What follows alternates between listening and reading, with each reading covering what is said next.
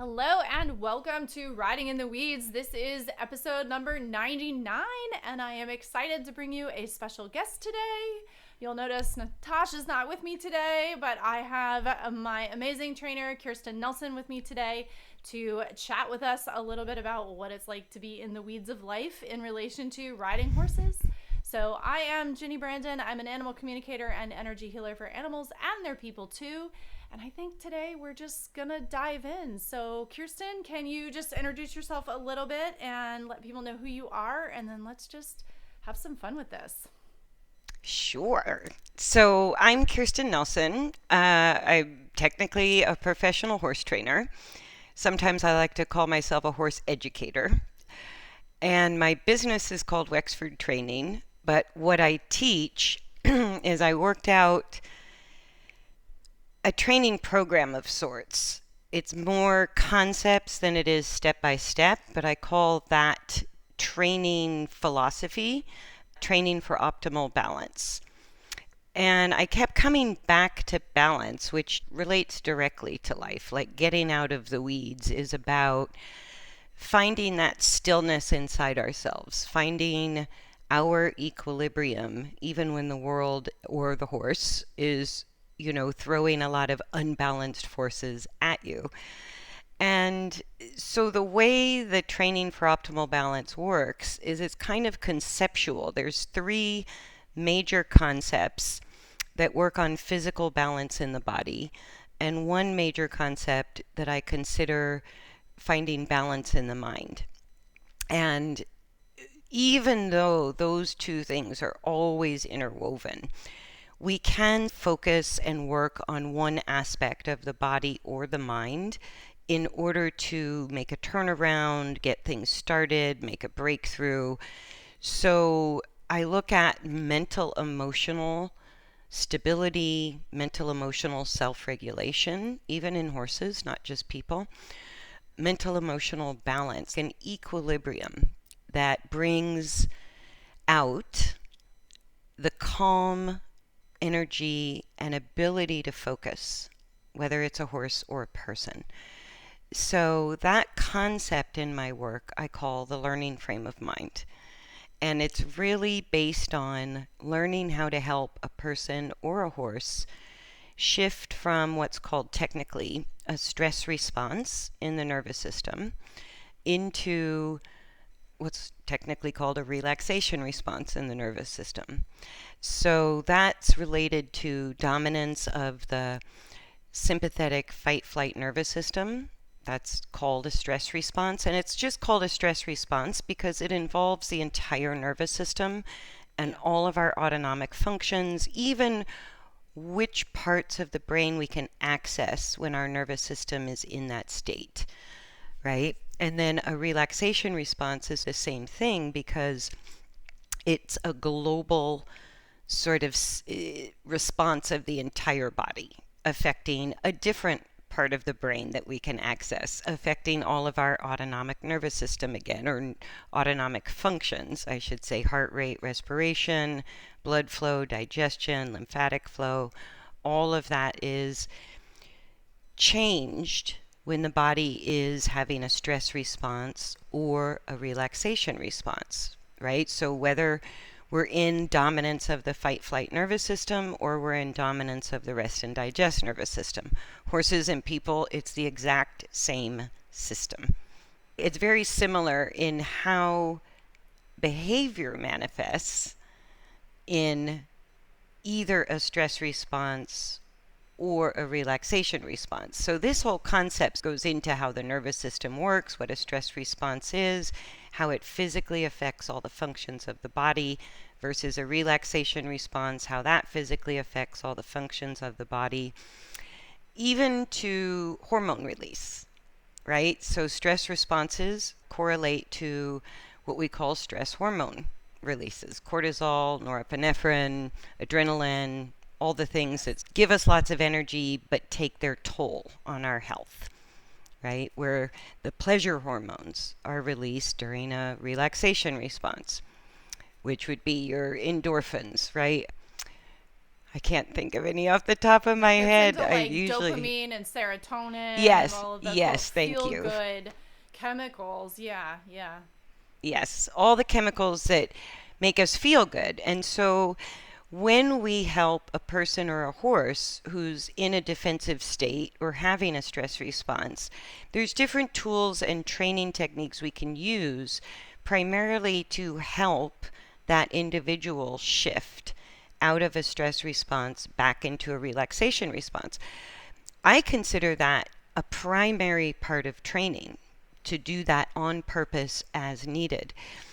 Traditional training with horses leaves it as a hopeful side effect that if we work horses hard enough and we get them tired and we make them obey or we leverage them into compliance, that sort of calm, focused, cooperative behavior is going to be the side effect. And we have about 1 million people in horses that prove that's not always the side effect. Yeah. I think that is something that's overlooked in almost everything.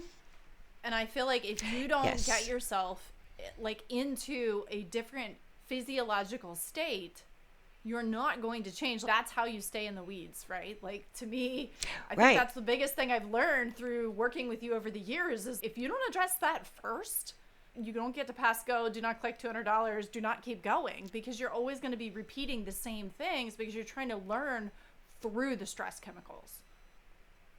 Not only that, but it's a physiological event. And what I mean by that is if we're working on balance and improving movement in horses, right? We're trying to get better steering, better speed adjustments, get the horse to cooperate and work with us on the tasks we want to do. That stress response is also affiliated with an unconscious adoption of a particular posture in horses and in people as well. For people, we call it the posture of startle. So people's eyes get wide, right? The back arches, or we jump, or something like that. That's that Shoulders might startle drop. response. Yeah, is part of a stress response.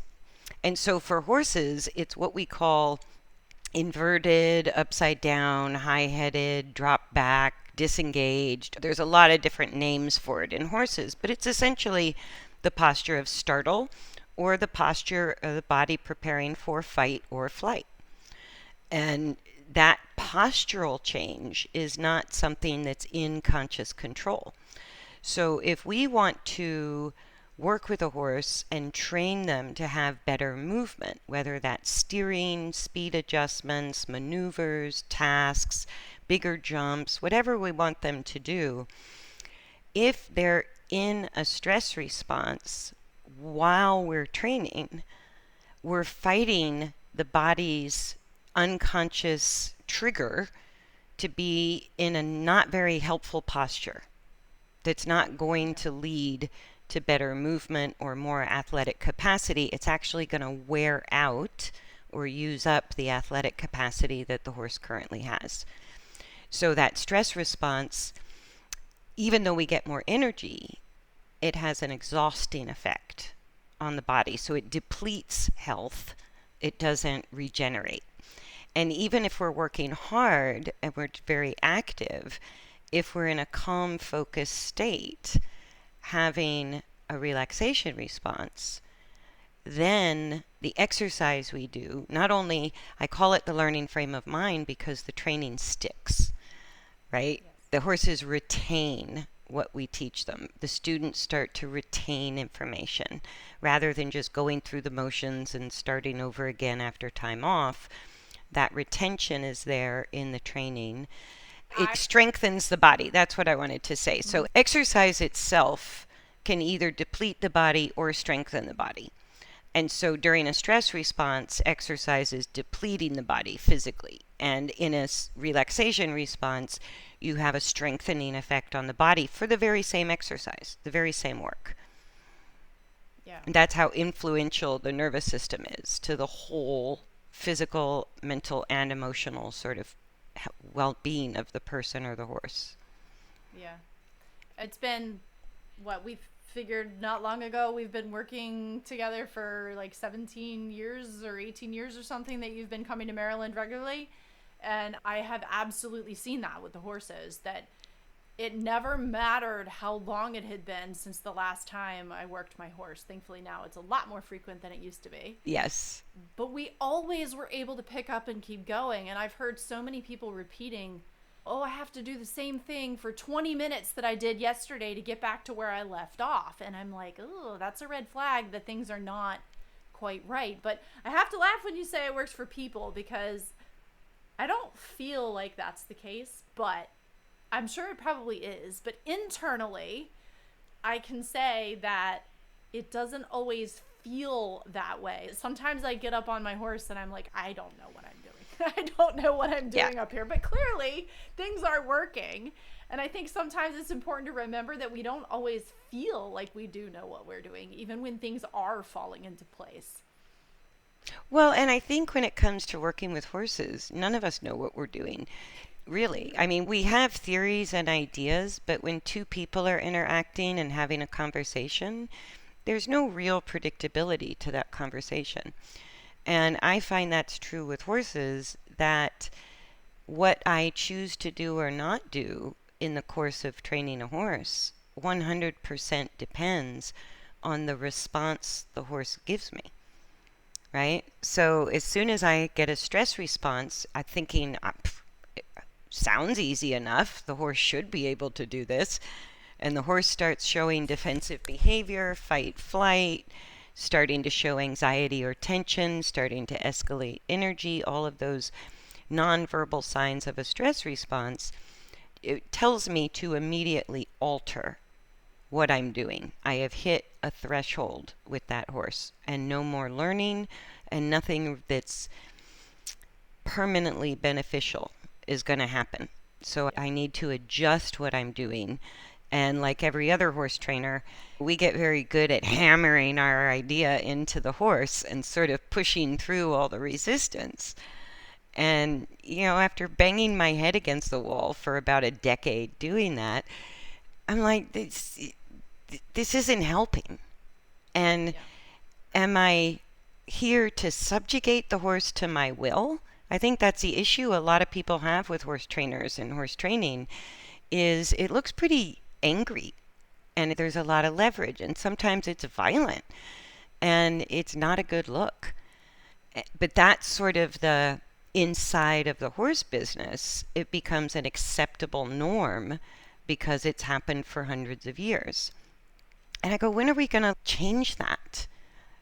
So if we understand how the mind and the nervous system works, and the other part of what I teach is the part I would call physical balance, or balance in the body. And you can't just get good behavior if the body is so poorly coordinated that it's in constant discomfort or struggle.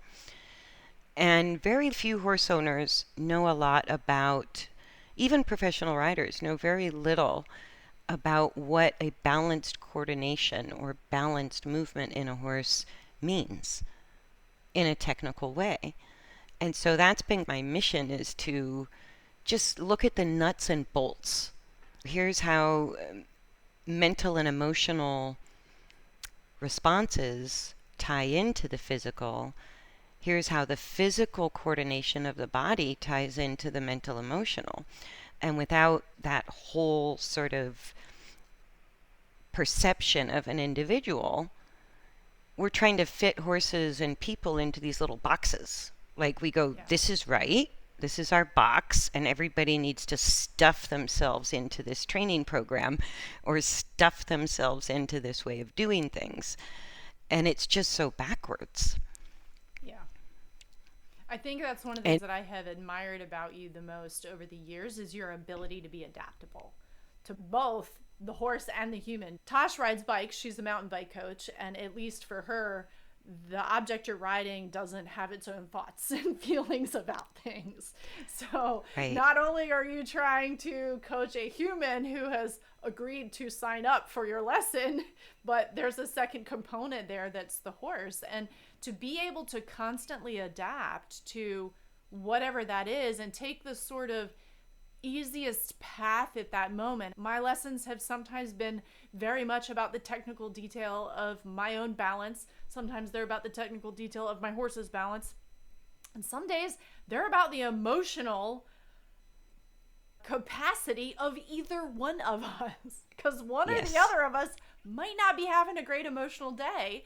And if we don't stop and Right. address that first, then nothing else gets done. And just that Right. ability to be that flexible, I don't think there are many pursuits other than animal type pursuits, and particularly riding horses, where now you have two bodies physically interacting with each other, that require that kind of adaptability. But that's how you get back out of the weeds, is when you keep changing. I know every time I get stuck, Right. you're always like, well, that's because you're doing something that's not helpful anymore. You're past that. You move on. Yeah. Yeah. And if we're always think it's a cookie cutter deal, we do get stuck in the weeds because we think what worked before should always work. And I go, but life is full of change. Things are constantly changing. We're changing, our horses are changing. And without that adaptability to read, or I call it a nonverbal language, a nonverbal conversation with a horse, that through body language and energy and behavior and actions, even when we're speaking, tone of voice communicates as much as the words, right? So with horses, we're just skipping the words. And I really learned to do that with people, because sometimes what people are saying and what their body language is expressing are very different. And I've learned to trust the nonverbal component as the truth of how somebody really feels. And that's what helps me guide people through this, into this mental emotional balance. And I really believe, other than transportation and sport and work, I think the value that working with horses brings to people is learning emotional self-regulation. I just think they test people in that unique particular way, because horses are, for a lot of reasons, I can go into the details if you want to know, but they are living, breathing emotional barometers that pick up energy at a sometimes 50 feet away, 100 feet away. It's insane the level of sensitivity that horses have. Both skin sensitivity, which I think is why they pick up energy so easily, is the research on the horse's five senses. Basically, all the skin around the horse's barrel has a sensitivity level that measures higher than the human fingertip. Wow. That's an Yeah. amazing amount of sensitivity. And so they read energy, body language, but they can pick it up without seeing or even hearing. It's a kinesthetic sense that they have. And you can't really lie to the horse, because no matter what you do, they know who you are on the inside. Yeah. And to really develop a relationship with a horse, which is what, if I take a survey, everybody's main goal, I want to improve the relationship I have with my horse, right? And I go, okay, but that's not boss employee relationship. It's more kind of like spouse, children, family. It's a tough relationship, right? And they're going to challenge us by really making us walk the walk, right? Not just go through the motions. But if we don't feel authentic kindness in our heart, they're going to pick up on that. If we lack, I see this all the time, particularly with women who get a horse to build their confidence, they'll tend to pick out a horse that's a little bit of a bully, right? Yeah. And I call it a private lesson from your horse, because when a horse senses that unbalanced energy of no self-confidence in a person, it can be a man or a woman. I just happen to work with a lot of women that have that issue. It's almost like the horse starts invading your personal space, stepping on your foot, knocking you by accident, or shoving you out of the way, right? And Yeah. or even being a little bit aggressive, like nippy or pinning their ears or being snarky. And what I see happen over and over and over is that when the person who lacks self-confidence gently starts to set boundaries for their personal safety or their personal space, or feels more confident, doesn't feel sorry for the horse, isn't afraid of the horse, just says, look, this is your dance space over here, this is my dance space over here, and learns to stand up for themselves, right? The horse quits doing it. I just find that amazing. And that's what makes me think they do it as a private lesson, and they're relentless until we make an emotional shift. And I mean relentless, like years this can go on. And then when the person changes their energy and begins to believe that they can protect themselves or take care of themselves or guide the horse effectively, any of those things, then the horses just, like within 5 minutes, they just quit doing it. Yeah. They just quit pushing on that person because they go, okay, you got the lesson. I'll give you a pop quiz in 2 weeks, but you basically got it. Yeah. And that's one of the things I talk about in the work I do, because all of my animal communication work is intuitive. And so I believe there's a huge level of communication that's happening all the time. And in my opinion, as humans, we're screaming things constantly. And so I think many of our horses just get used to it. They just get used to the volume always being cranked up. If a horse has to deal with kind of an emotionally unstable person all the time, they find their own coping mechanisms, or they don't. And if they don't, the horse gets labeled as difficult and problematic and naughty and all of that. But really, that horse is responding to the biggest energy around them. Yeah. Yeah. Or they just kind of go, that's just Jenny. She's always like that. Yeah. They'll go one of two ways. And the thing I sometimes talk about in relation to the animals is that, and with horses, it's not quite as bad because most of the time they're in a barn, and the vast majority of people are not lucky enough to keep the horse on their property. So there's a property separation there. So you have to go to your horse. So you're not with them 24/7. But I often call it sitting in shit soup, because we have no idea. We don't even realize the amount of like energy stuff that is hanging around us all the time. And our animals just have to deal. They don't get a choice. They can't go on vacation. Our horses get a break because we leave completely. We go in our houses, dogs, cats, they don't get that luxury. But as soon as we start to become aware of that, it all shifts, and it shifts instantaneously. And I feel like horses are some of the loudest ones about that. Dogs and cats, they'll cope. Oh, my cat hides a lot. Yeah. Or my dog runs away. Yeah. But the horses, they're the ones that will get the loudest about it.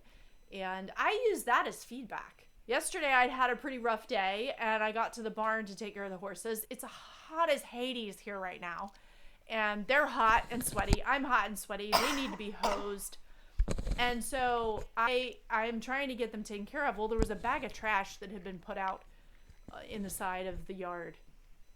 And Storm saw it. And I'm sure mostly because I was not level yesterday, he was like, yeah, we're not going over there and doing that. Something like, new, alert. Yeah, red alert. It's a bag. And he could see that area from where he was, so it's not like he came around a corner and it surprised him or anything. So that's part of why I feel like it was mostly my energy not being level. But my adaptation was, okay, you're not okay in the environment right now. I'm going to go get B, who is much more chill about the environment. She's more worried about people than she is her environment. So I go get her, right. Nose her off. He sees she didn't die. I get a chance to level myself a bit better. And then I go get him, and instead of taking him out of the yard to hose him, we hose him inside the fence. Like, no big deal. And it all worked out fine. He relaxed. But if you don't stop to take that moment and be like, it's probably me.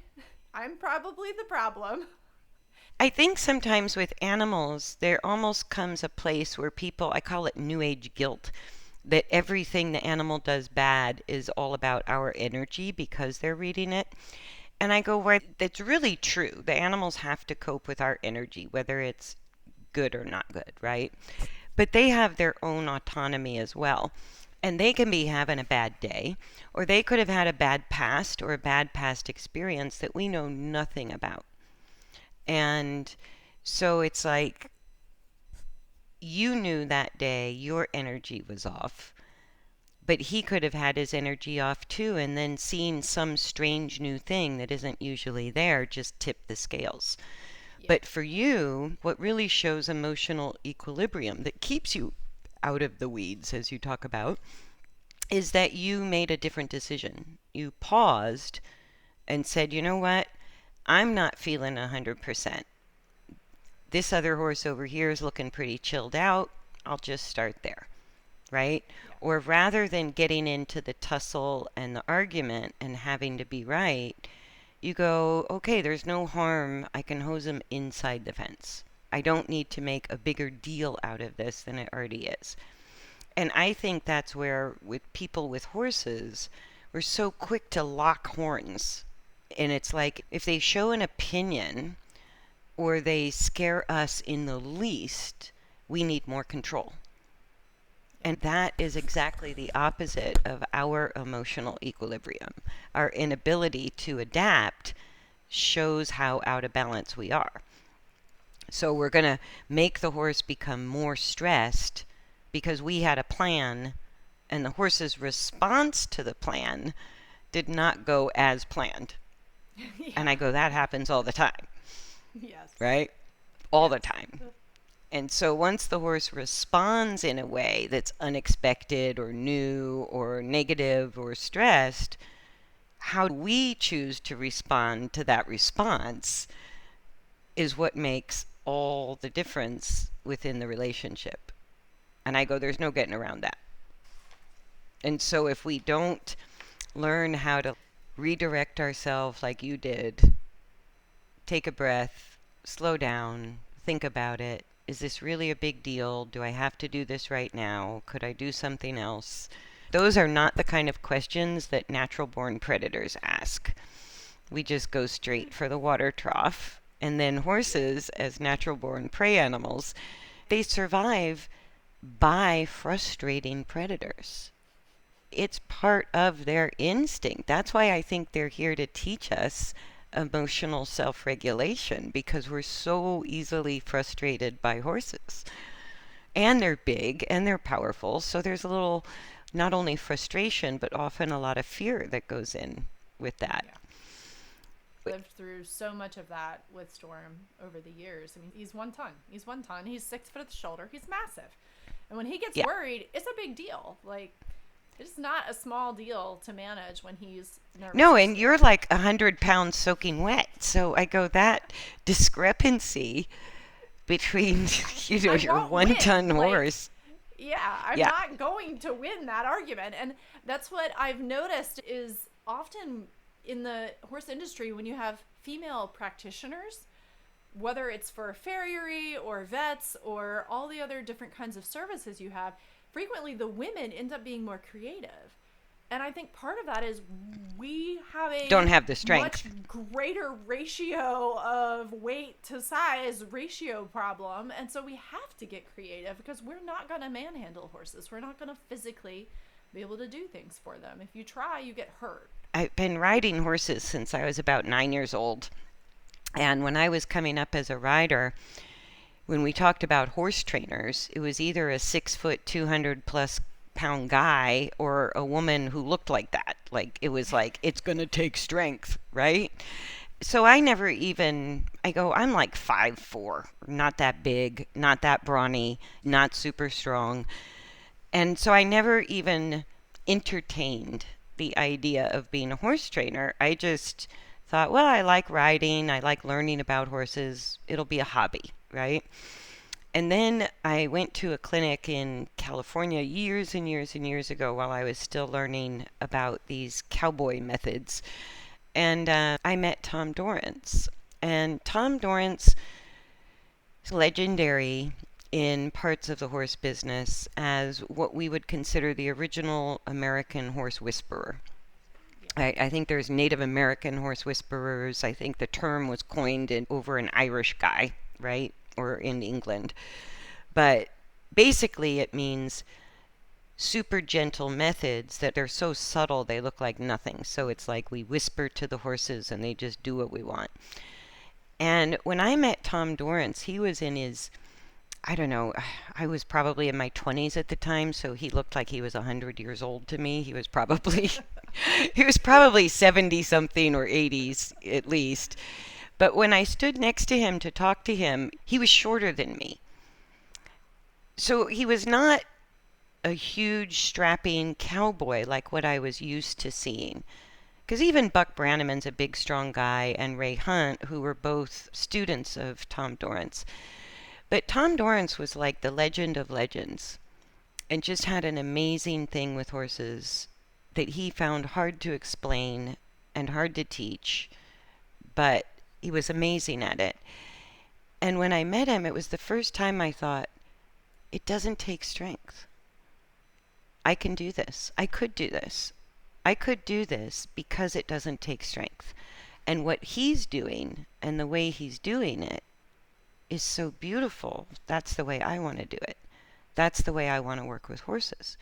And so that sort of set this private goal for me that I go, I'm not going to stop until I reach that level of proficiency. And it's always driven me to learn more. How do we find better methods? What does it take to reach into the mind of a horse or help a horse physically move better, feel better?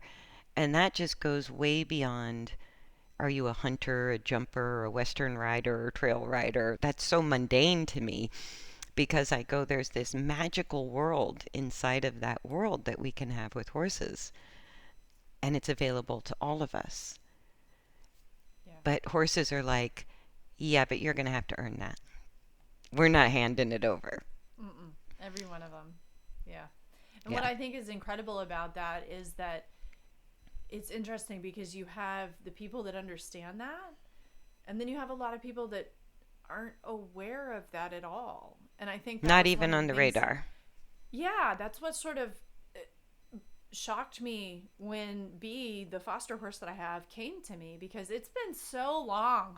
I mean, like I said, we've been working 17 years. So most of the people that I'm around have been working with you for just about as long. Sometimes people get new horses, but for the most part, a lot of them are handled the same way. And she arrived to me, and it became very quickly apparent that people were it's not like, useful oh, to her.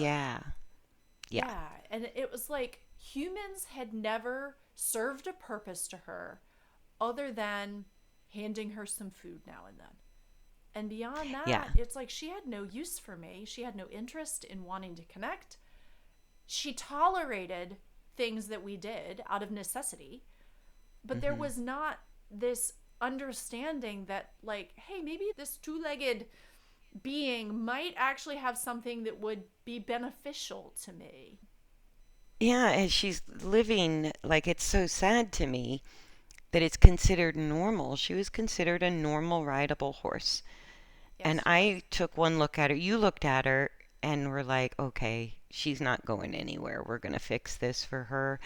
And I look at that anxiety and that disconnection from people, and I go, it's chronic stress. Chronic.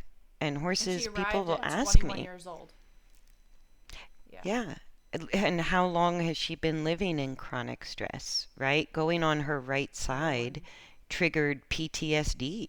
And I think horses can have that. They have exceptional memories, but they don't have the capacity of imagination for things to ever be different than what they once were. And we have to prove to them that things can be different. And you've done an amazing job with that horse. The fact that she lets a human on her back without completely losing it is awesome. Yeah. I mean, they were riding her like that. And that's the part. A lot of people do. Yeah, that boggles my mind is like, I can just, even if I wasn't energetically connected, just her body posture is screaming fear to me. Yeah. And when we miss those signals, like, I feel like that's how we can stay stuck in the weeds, is we just miss things that should be obvious to us, but we just don't know. No, and I have I consider it zero ability to be intuitive in the way you are.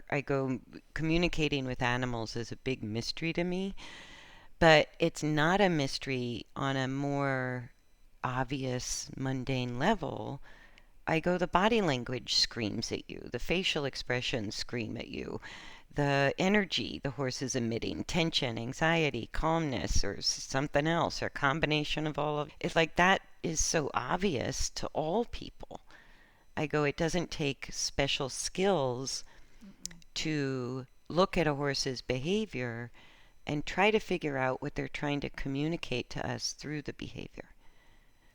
So like a horse rearing can be a thoughtful, skilled, calm trick, or it can be an evasive tactic because the horse is losing their minds and they need the rider off. It's the same maneuver, it's the same behavior, but what is it communicating depends on the energy, the body language, the expression, all of that.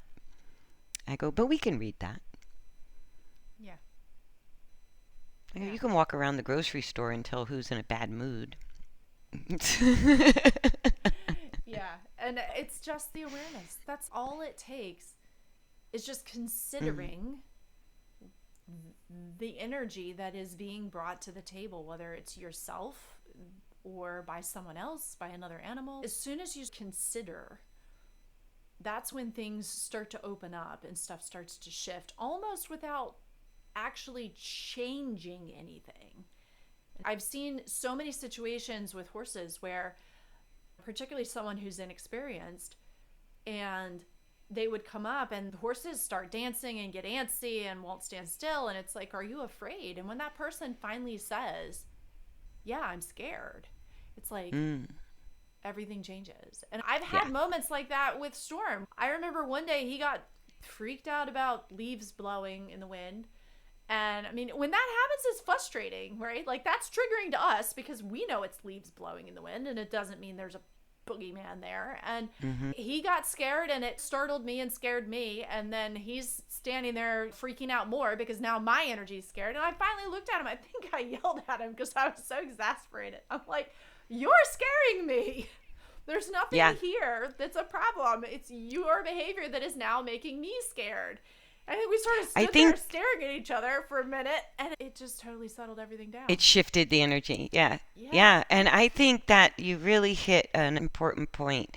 Even when I've worked with horses that have been hard to catch and taking hours to get a halter on them, right? Or many sessions over many days to get a halter on them, just hard to catch.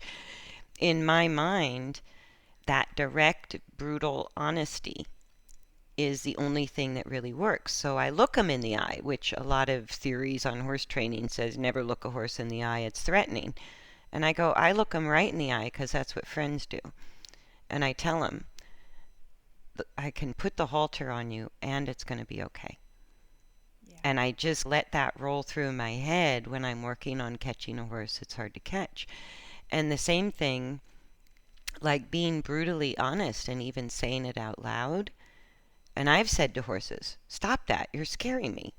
Stop that, I don't know what to do about it, so just go over there for a second, let me figure this out, right? And being humble enough to say, yes, everybody gets scared, everybody gets stuck, everybody gets frustrated, right? But it's how we act on those emotions that makes the difference, or whether or not we even admit it honestly. And I find horses, probably because they're emotional barometers, it's like as soon as we're honest, there's just a great release. Like, they're like, finally, we're getting somewhere, right? At least now you can admit what you feel. And then they relax with that because even if it's bad, you're not taking it out on them and you're taking ownership of that energy. And they go, oh, you're not trying to project that on me, which is what a lot of humans do, right? And so that's why I find it so fascinating of how horses guide us or develop us emotionally. And myself included. I was not a patient person when I started this. or a calm person, Lord knows right? you've seen me through some pretty bad moments in Yeah, my I know. I 17 made years Ginny with my cry horse too. again. Yes. Yeah, there were definitely lessons because it's so triggering. And I think that's the thing about it is like we were talking about the physical versus the emotional side. And sometimes when that emotional side is having a problem, it triggers the physical and vice versa. Oh, yeah. And I remember lessons on our dear friend Anne's horse Tally that I was a mess. And she had the ability to trigger things in me that were physically challenging and emotionally it just blew me apart. Well, she's a very unstable horse, Yes. and instability is a fear trigger, whether it's a horse or a human. So if you have unstable movement or an unstable body, it's going to keep triggering that stress response. It's going to perpetuate fear. And then we're trying to think through it. But I love it when the rider finally like stops and goes, I'm not getting it, or I just need to have a meltdown. And I get those calls all the time. If it's not happening in person, I get the 911 text message of an emotional meltdown. And it's just part and parcel of learning to train your own horse, or really becoming what I would consider developing a relationship with a horse. It's just going to happen, and there's nothing to be ashamed about it. Isn't that wrong? At that point. And our horses go through it too. I remember leading Storm back through the field one day. They had all gone all the way out to the back of the field. And of course, he's the boss of the herd, and I'm trying to bring him in, and the whole herd ran past us. And I'm like, I can't let you bolt. You're on a rope with me. You're staying here. And I remember he looked at me, and he went up. He reared really short, just reared up and went back down again. He looked at me. It was like he just couldn't contain it. But he didn't run. Right. He didn't. Right. He wasn't jerking me around or anything. He just went straight up and straight back down. And it's like he needed to be able to get that out, and we need to. Exactly. And somehow we often make ourselves wrong for that too. And I think there's very few places in our society where we can be emotionally authentic or mentally honest without getting in trouble. For horses, that's true, and I think for people, that's true. And so to me, the horse-person relationship is that sanctuary of brutal honesty and emotional processing, as well as they're fun to ride. But I go, that's part of it too. To me, the relationship, the deeper the relationship, the more fun that riding gets to be. When it's a mutually beneficial relationship, it's a lot of fun. Yeah. And that's what I'm looking for in training is it must be a mutually beneficial relationship. That means the horse doesn't get to bully you and you don't get to bully the horse. The horse shouldn't be afraid of you. Exactly. You've even talked about the fact that you would choose who gets worked next by who volunteers in your little groups of horses. Yeah, when you get into the physical balance, the horses really love the work. Really love it. And they will come and tell you when they want to be worked. Absolutely. Yeah. And that's such a cool feeling. I think B is starting to do little bits of that with different things here and there. The one day I was hosing Storm and she like inserted herself in the middle between the fence and him as I'm trying to hose him down, and like, all right, I guess you want some water too. Yeah. You know, even though it was hot the other day, we finished working Storm and she was pretty much right there. And it's like, okay, she's figuring it out. And that's rewarding to me. That's when it gets really rewarding.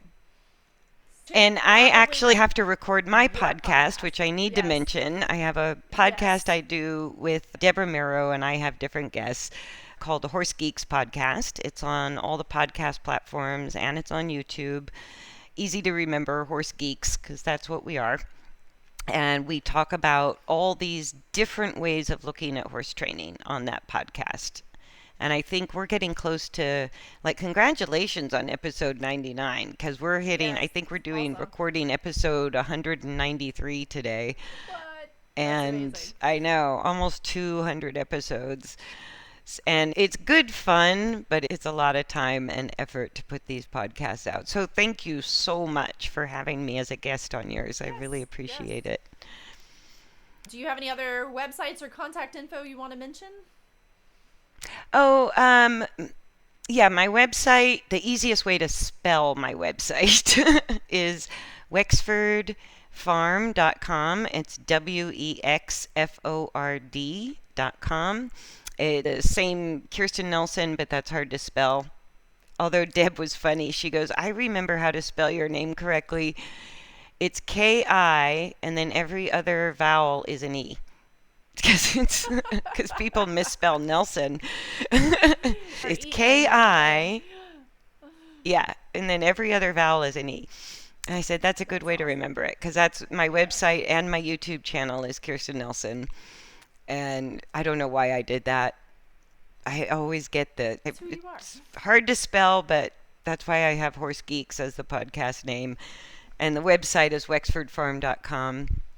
And I have all kinds of things I offer on the website, and you can find where I am on social media and the newsletter and podcasts and all of that from the website. So, yeah, thanks for reminding me about that. Yes, yes. And I am Ginny Brandon. I'm an animal communicator and energy healer for animals and their people too. If you are struggling with relationship with your pet or want to know their perspective on the world, that's a great reason to have a session together. You can find me at soulpetconnections.com and on Substack, Instagram, Facebook, YouTube under the same handle. So thank you everybody for joining us for this pretty wild ride through the weeds today, and we look forward to seeing you again next time. Thanks everybody. Bye.